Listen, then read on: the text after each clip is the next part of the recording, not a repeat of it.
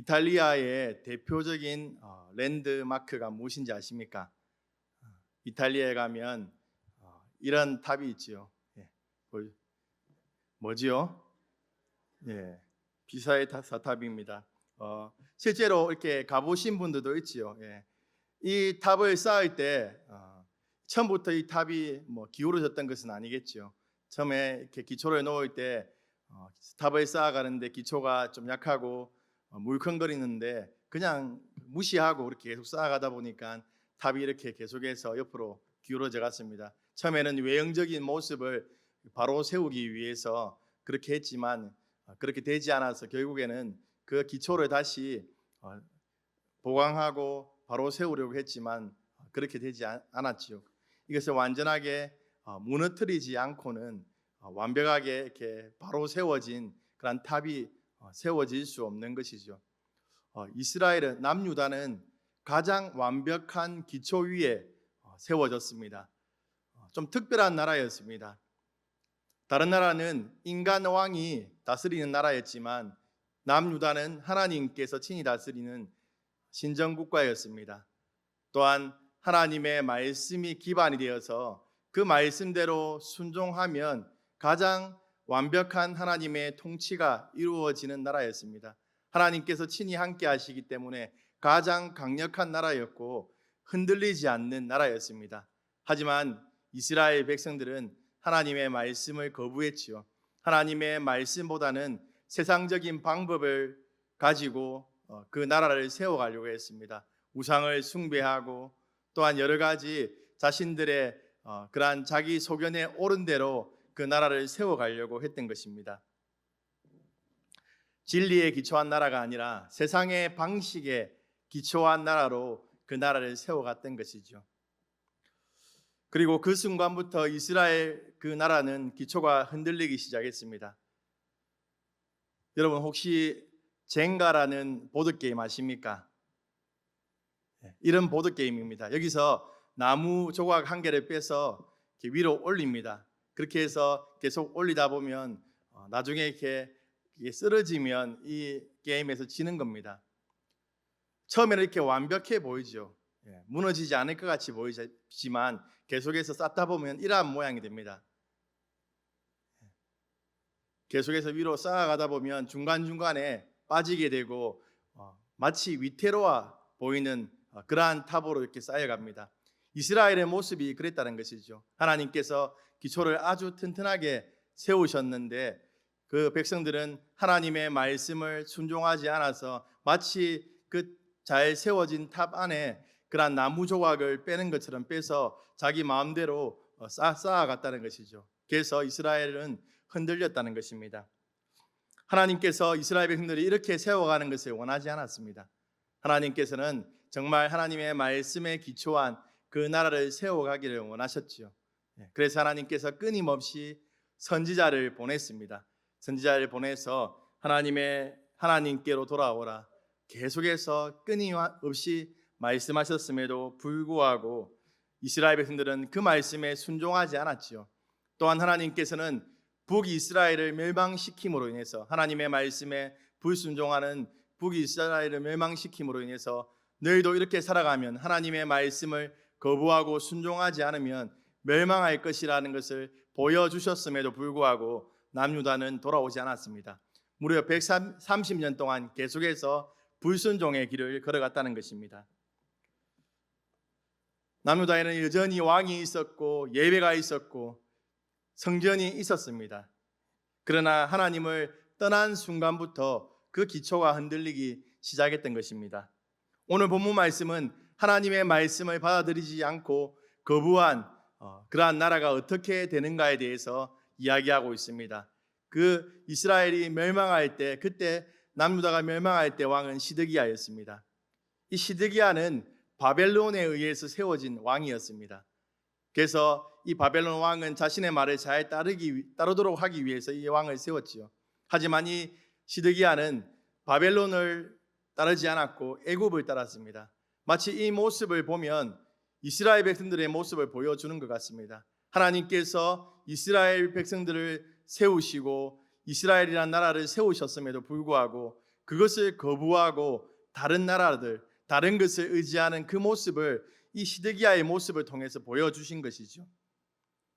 이 시드기야는 자신이 애굽을 붙잡으면 자기가 이 바벨론을 이길 수 있고 살 것이라고 이렇게 생각했습니다. 사람은 위기가 찾아오면 무엇인가를 붙잡으려고 하지요. 돈을 붙잡기도 하고 또 사람을 붙잡기도 하고 뭔가 환경을 붙잡기도 합니다. 하지만 그러한 것들이 우리를 구원해 줄 수는 없는 것이죠. 시드기야의 모습이 마치 그러한 모습이었다는 것입니다. 역대하 말씀에서 멸망의 이유에 대해서 말합니다. 시드기야와 이스라엘 백성들에 대해서 얘기하면서 이렇게 말하고 있습니다. 그의 하나님 여호와 보시기에 악을 행하고 선지자 예레미야가 하나님의 말씀으로 일러도 그 앞에서 겸손하지 아니하였으며 또한 느부갓네살이 그를 그의 하나님을 가리켜 맹세하게 하였으나 그가 왕을 배반하고 목을 곧게 하며 마음을 완악하게 하여 이스라엘 하나님 여호와께로 돌아오지 않았다라고 말하고 있습니다. 또한 제사장들과 백성들도 가증한 일을 행하고 하나님을 떠나는 그러한 일들을 했다라고 말하고 있습니다. 그 일로 인해서 하나님께서 이 남유다를 멸망시키려고 하시는 것이죠. 이스라엘 백성들과 시드기야는 하나님의 말씀을 거부했습니다. 결국 다시 이 바벨론이 포위하게 됩니다. 1년 6개월 동안 이 예루살렘을 포위하게 되는데 완전히 갇혀버린 그런 시간이었죠. 양식이 끊어지고 굶주리 속에 모든 것이 무너졌습니다. 애굽 군대가 올라오는 그러한 상황 가운데서 시드기야는 이제 살겠다라고 생각했지만 결국에 애굽은 끝까지 남유다를 지켜주지 못하는 상황에 이르게 됩니다. 그런데 참 안타까운 사실은 하나님께서 이미 살 길을 열어두셨다는 것이죠. 시드기야와 이스라엘 백성들이 살 길을 열어두셨습니다. 예레미야를 통해서 너희가 바벨론에 항복하면 살 것이다 라고 계속해서 말했습니다. 하지만 시드기야는 그 말씀을 거부했지요. 이 예레미야를 친바벨론주의자로 이 남유다를 파는 사람으로 오해했던 것이죠. 그리고 그 하나님의 말씀을 거부했습니다. 그리고 거짓 선지자들, 평안의 메시지를 전하는 거짓 선지자들, 평안하다, 아무 문제 없다, 그들의 말에 귀를 기울였던 것입니다. 하나님께서는 시드기야에게 회개하고 내려놓아라고 말씀하십니다. 하지만 시드기야는 하나님의 말씀에 순종하지 않았습니다. 심지어는 예레미야를 옥에 가두어 버립니다. 불순종함으로 이 시드기야는 비참한 최후를 맞이하게 되죠. 도망을 가게 되는데 여리고 평지에서 왕에게 잡히게 되고 자신의 아들들이 다 죽는 그 순간을 맞이하면서 눈이 뽑히게 됩니다. 마지막 순간에 그 비참한 광경을 보게 되고 그런 비참한 최후를 맞이하게 되었습니다. 생명의 말씀을 거부한 시드기야의 비참한 최후였습니다. 한 사람이 병원에 갔습니다. 병원에 가서 건강 검진을 받았습니다. 의사가 이제 말합니다. 치료를 받으셔야 됩니다. 또 생활 태도를 바꾸셔야 됩니다. 라고 말했습니다. 그런데 그 사람은 의사의 말을 무시하고 자기가 이전에 살아오던 그 방식대로 그대로 살아가는 것입니다. 다른 사람에게 물어보니까 그 정도는 그냥 안고 살아가면 된다라고 그렇게 말하는 것입니다. 그래서 그대로 그렇게 했습니다. 결국에는 그의 몸이 고칠 수 없을 정도로 망가져 버렸습니다. 하나님의 말씀도 이와 비슷하다는 것입니다. 하나님의 말씀은 우리를 억누르고 우리를 억압하기 위한 것이 아니라 우리를 살리기 위한 그런 말씀이죠. 때로는 듣기 싫고 자존심 상하고 우리의 그런 민낯이 다 하나님 말씀 앞에 드러납니다. 이전의 그런 생활 방식을 완전히 바꿔야 할 때도 있습니다. 그러나 말씀을 거부하고 순종하지 않으면 결국에는 더 큰 무너짐을 경험할 수 있다는 것입니다. 시드기야는 하나님의 경고를 무시했고 결국 나라와 자신의 모든 비참한 결말을 맞이하게 됩니다. 그러므로 우리는 하나님의 말씀을 결코 가볍게 여겨서는 안 되는 것이죠. 많은 사람들이 내가 듣고 싶은 말만 들으려고 합니다. 내가 듣고 싶은 말만 들으려고 하고 또한 어려운 가운데 처했을 때 뭔가 긍정적인 방향으로 나가는 그것이 하나님의 뜻일 거라고 생각할 때가 많습니다. 하지만 꼭 그렇지는 않지요. 내 마음에 쏙 드는 말씀이 어쩌면 우리를 영적으로 더 어렵게 만들 수 있다는 것을 우리는 기억해야 된다는 것이죠. 우리는 하나님의 말씀을 분별력을 가지고 받아들여야 됩니다. 마치 돌멩이가 잔잔한 호수에 던져지면 큰 파장을 일으키지 않습니까? 하나님의 말씀은 그와 같다는 것이죠. 하나님의 말씀이 우리의 마음에 새겨질 때 우리의 마음속에서 큰 파장이 일어나게 되는 것이죠. 분수물이 가득한 유리병을 막 흔들어 보십시오. 그 밑에 깔아져 있는 게 다 오르지 않습니까? 하나님의 말씀이 이렇다는 것이죠. 하나님의 말씀이 우리에게 우리의 그러한 모습을 비춰줄 때 우리의 안에 있는 교만이 드러나게 되고 미움이 드러나게 되고 우리의 모든 민낯이 다 드러나게 된다는 것입니다. 하지만 사랑하는 사상교회 성도 여러분, 진짜 은혜는 바로 그 자리에 있다는 것입니다. 순종은 언제나 쉽고 즐거운 길만은 아닙니다. 때로는 눈물 나는 길이고 이해가 되지 않는 길이고 참 어려운 길입니다. 그렇지만 그 하나님의 말씀 앞에서 정말 나의 모든 것이 까발려지는 그 하나님의 말씀 앞에서 순종할 때 진정한 회복의 은혜가 있다는 것입니다. 사랑하는 사상교회 성도 여러분, 하나님의 말씀이 우리를 비출 때 그 하나님의 말씀에 순종하십시오. 평안의 메시지 좋지요. 그렇지만 우리의 마음을 뒤흔들고 우리의 그러한 연약한 부분들을 드러내고 우리를 찌르는 말씀 앞에서도 그 말씀에 우리가 순종하고 나아간다면 그것이 하나님께서 기뻐하시는 일이고 참된 회복으로 나아가는 길임을 기억하시는 우리 사상교회 성도 여러분 되기를 주님의 이름으로 축복합니다. 선지자를 통해서 전해진 하나님의 말씀을 끝까지 거부했던 남유다 마지막의 모습이 열왕기 하 25장 8절에서 26절에 처참하게 드러나고 있습니다. 바벨론 군대는 쳐들어와서 성전을 불태우고 완전 폐허 더미로 만들어 버렸습니다. 모든 것이 다 무너져 버렸죠. 이스라엘 백성들은 성전이 있기 때문에 결코 무너지지 않을 것이라고 생각했지만 하나님께서는 그들의 잘못된 생각들을 바꾸기 위해서 모든 것을 처참하게 무너뜨렸습니다. 결국 하나님은 하나님 없는 신앙의 껍데기를 무너뜨렸다는 것이죠. 그 후의 모습은 더 처참합니다. 하나님께서는 지도자와 그러한 지도자는 죽임을 당하고 힘없는 사람들은 포로로 끌려가게 됩니다. 또한 그 안에서 서로 시기하고 반란이 일어남으로 인해서 애굽으로 도망가고 정말 소망이 없는 상태가 이스라엘이 남유다가 그러한 소망이 없는 상태에 처하게 되었다는 것입니다. 어느 날 아버지가 마당 한쪽에 심은 감나무를 크게 잘라내고 있었습니다. 아이는 그 모습을 보고 놀랐습니다. 감나무를 가지치기라는데 모든 것을 다 잘라내는 거예요. 앙상하게 그렇게 남게 잘라냈습니다. 아이는 이상했죠. 그래서 물어봤죠. 왜 모든 것을 다 잘라냅니까? 이렇게 물어보았습니다.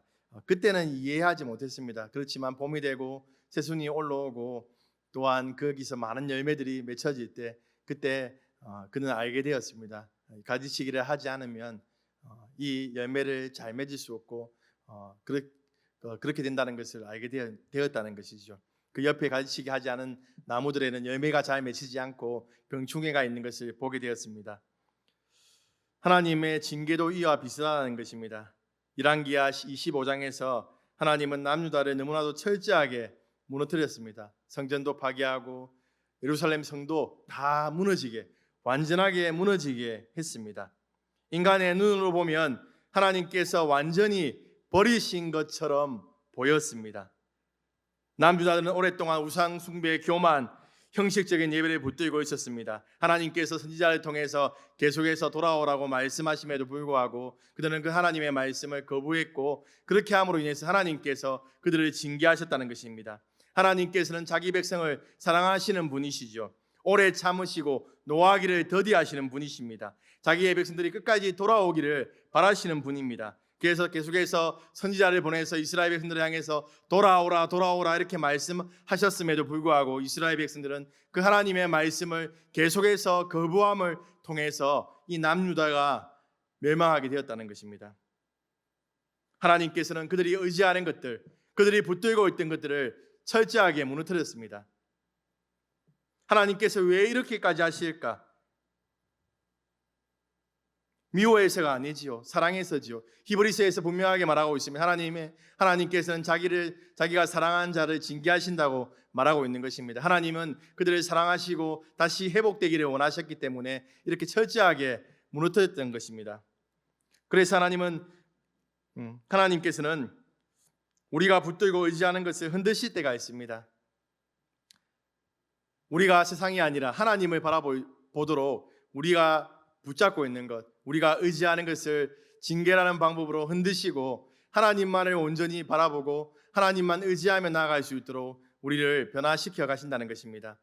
징계하실 때 우리는 무엇보다도 우리가 무엇을 의지하고 살아왔는가, 정말 하나님을 의지하고 살아왔는가, 우리 자신을 돌아봐야 된다는 것입니다. 그 징계 앞에서 낙심하고 좌절하는 것이 아니라 내가 과연 무엇을 보고 살아왔는가, 무엇을 의지하고 살아왔는가를 바라봐야 된다는 것입니다.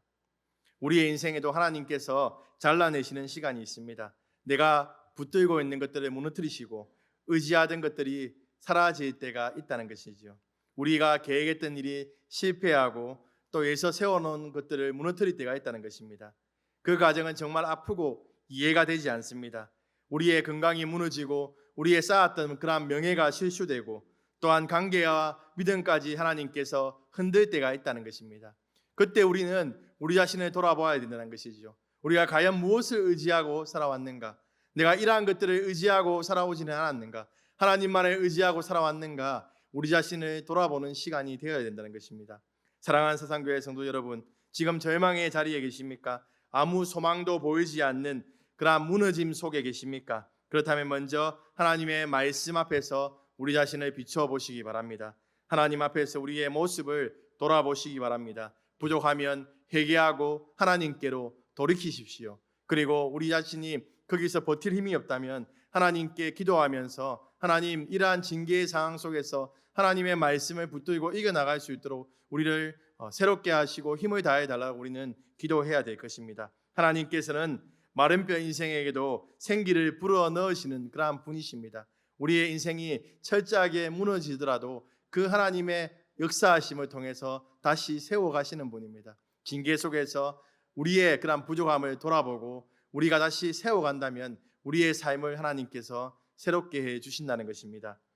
남유다 백성들의 상황은 정말 소망이 없어 보였습니다. 하나님의 심판은 너무나도 가혹해 보였고 회복의 길은 전혀 보이지 않았습니다.